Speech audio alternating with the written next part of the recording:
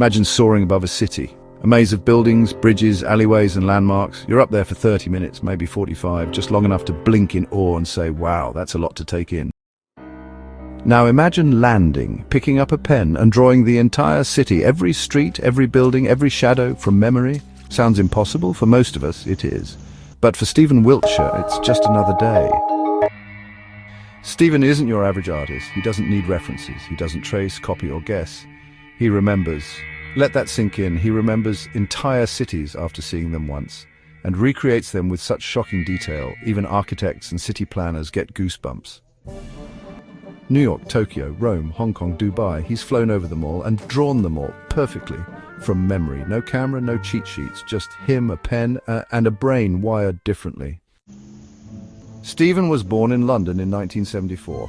As a child, he was diagnosed with autism. He didn't speak a single word until the age of 5. His teachers called him distant, quiet, detached. But what they didn't know was this. While Stephen was silent, his mind was watching everything.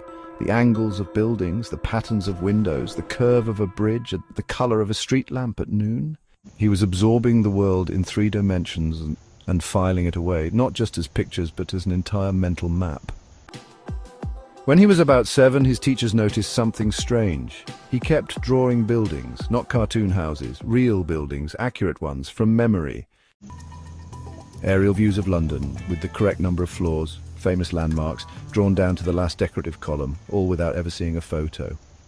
And that was just the beginning. Over the years, Stephen's gift only got sharper. He'd go on short helicopter rides over major cities, spend a few minutes taking in the view, then sit down and draw the entire skyline on a massive canvas, sometimes meters long. Let's pause right there. Think about how much you remember from your last vacation. Maybe the name of the hotel, a few good restaurants. Stephen? He remembers the spacing between windows on the Empire State Building. He remembers the rooftop textures of Tokyo, the exact curvature of the Colosseum in Rome, even the tiniest cracks on Big Ben's stonework. And it's not just technical, it's beautiful. His lines are alive. His cityscapes aren't just replicas, they breathe. You can feel the atmosphere. Here's something even crazier. He doesn't sketch first. He just starts, usually on the left, and works his way across. No rulers, no guides, just a confident, steady hand and a flawless memory. His drawings can take hours or even days, but he doesn't rush, because for him, the city is still there, in his mind, as vivid as the day he saw it. Stephen once completed a 19-foot panorama of Tokyo after a single 30-minute flight. It was accurate down to the cars on the highway. Seriously. And when scientists scanned his brain, they found something remarkable. Stephen has what's called a photographic memory, but it's paired with savant syndrome, a rare condition where someone with a developmental difference displays extraordinary abilities.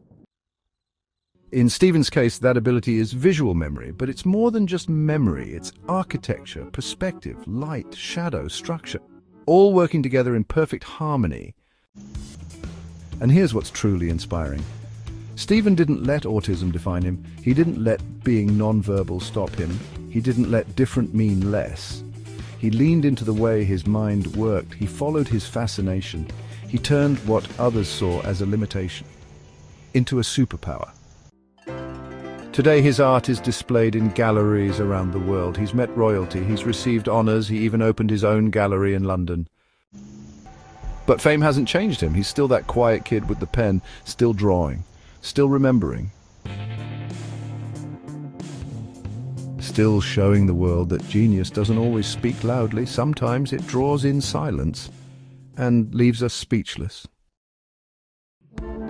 Stephen Wiltshire is living proof that our brains hold mysteries we're only beginning to understand. That memory can be a gift beyond logic, that sometimes a single look is all it takes to capture an entire world. So, the next time you walk through a city, look up, notice the shapes, the angles, the flow, because somewhere out there Stephen Wiltshire might be flying above, quietly recording it all, getting ready to draw from memory.